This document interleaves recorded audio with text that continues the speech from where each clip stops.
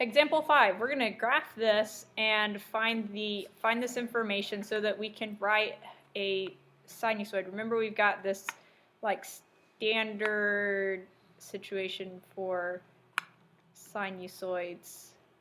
Like this is standard form for a sine curve. And so if we can figure out what the period is, which we're going to do graphically, we're going to look at it. Well, actually, I don't guess we necessarily have to do it, because if this has a period of 2 pi and this has a period of 2 pi, ours should have a period of 2 pi. It's going to have 2 pi. We're not going to ask you to do this unless you can do this. Yeah. So, but if we had, you know, a 2 in front of x in both cases, then that would make the period pi. You do something like that, and you can verify by graphing that it really does have a period of 2 pi. And then we need to, is that the graph? Estimate the amplitude. So you could find a maximum or a minimum, and that would tell you the amplitude. So I'm going to do that right now. Yeah. That's that's my suggestion.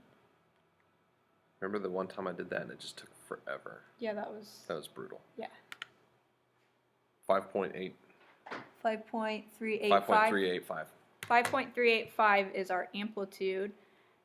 And we're using the calculator, so these are approximate values. The phase shift, for that we need to actually, since we're going to do sine, if you look to the left of 0, 0, we're going to pick that spot where it goes through the x-axis. Right, so we need to find a 0. Because the sine starts at 0, 0. Right.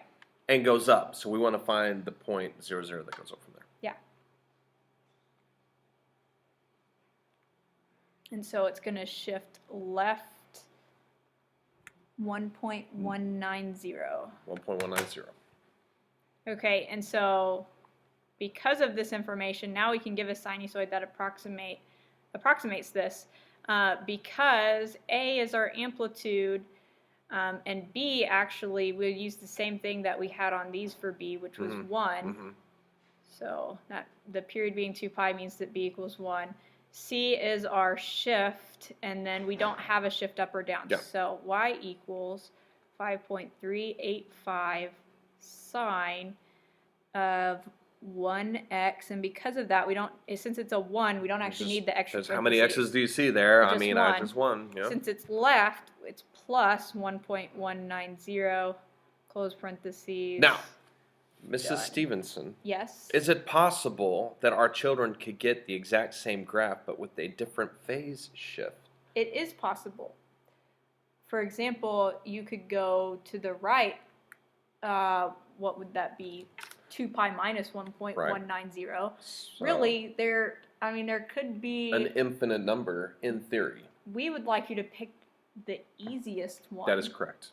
Which, in my opinion, is this one. But if instead you put negative, some people may 5 notice. Hold on, I got you.